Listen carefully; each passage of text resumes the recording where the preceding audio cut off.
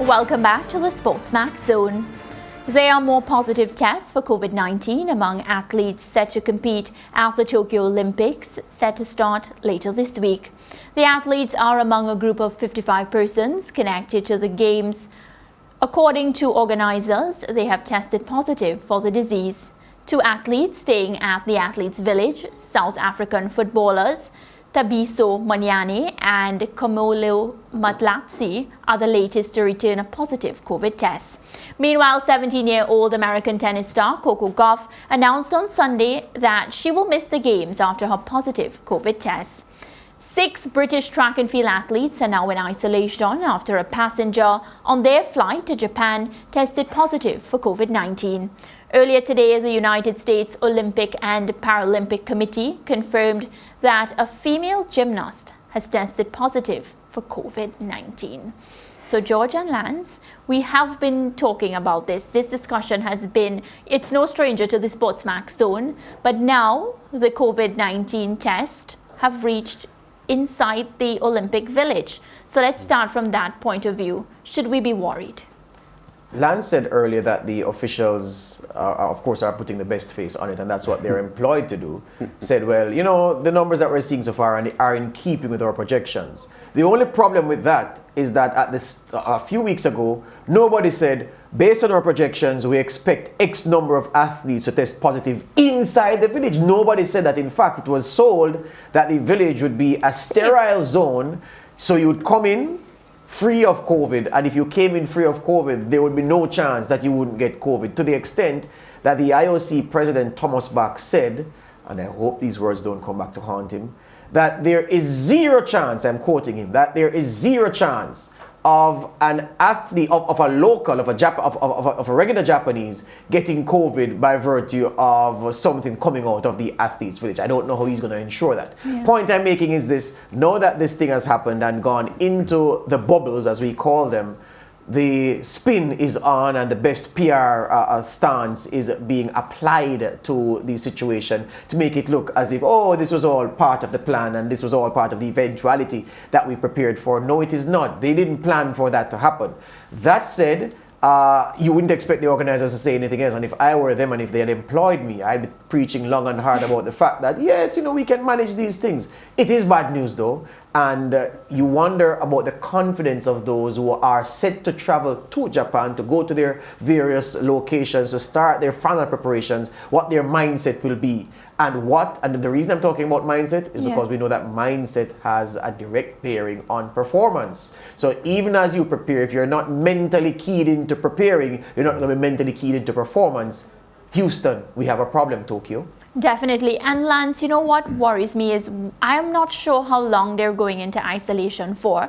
I haven't been, you know, I don't think I know how long that process will be. Well, I can tell you this, sorry. The thing is this, it's a difference.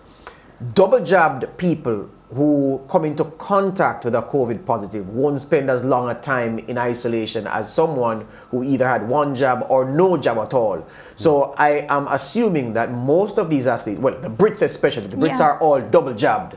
So if they pass a PCR test, 2 PCR tests within 48 hours, come back negative, they'll be free to go. And George, that brings me to my point, because if they don't pass the PCR test, how does this affect the schedules, the Tokyo Olympic schedules? And is it that they will make provisions for them? How does this affect the overall competition? And I have more and more questions. They're out. They're out because they'll be out. If you take the case of the volleyballers from is it the Czech Republic, 2 volleyballers who came into contact with a COVID positive. The fact is that the word out of the Czech camp is that they're going to ask for the time that those 2, they're a team, the time that they go into competition to be delayed so that they can clear the protocols to be able to engage. Now, I'd be crossing everything if I was a Czech Republic athlete or official, hoping that they actually do, because yes, that can be accommodated in terms of the schedule. You asked a question about the schedule. But if the reading doesn't come back well and you would have delayed already waiting for them to come and they don't get to compete, that's going to put things into a tailspin. So expect more news like this as the days go by, Mariah, is the point I'm making. Yeah, and even with those rescheduling and accommodating for, you know, time being given for people to recover and complete the isolation period, there are technical meetings that have to be arranged to set schedules and so on. Yeah. So even though, given the circumstances, the IOC may allow for that to happen to some extent, I hardly think that they will be too tolerant with, too many requests of those, asking for more time. And the fact is that the games haven't started yet, and we are having these positive test returns. So we only have to hope that the positive tests are kept to a level that remains manageable, because the more tests you hear of, failed tests that you hear of, and the more positive returns from the athletes involved,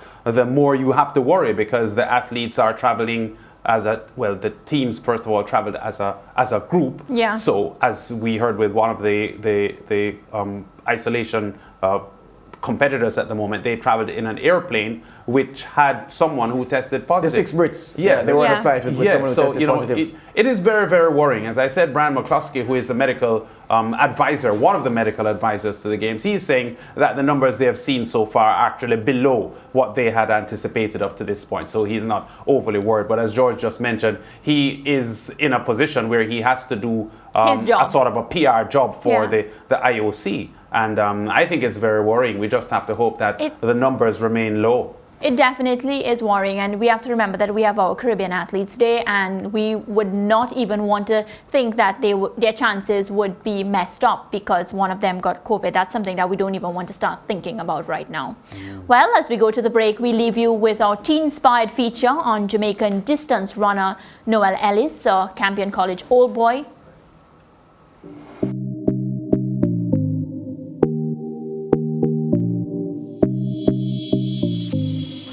My name is Noel Ellis. I'm a distance runner for Campion College, located in Kingston, Jamaica.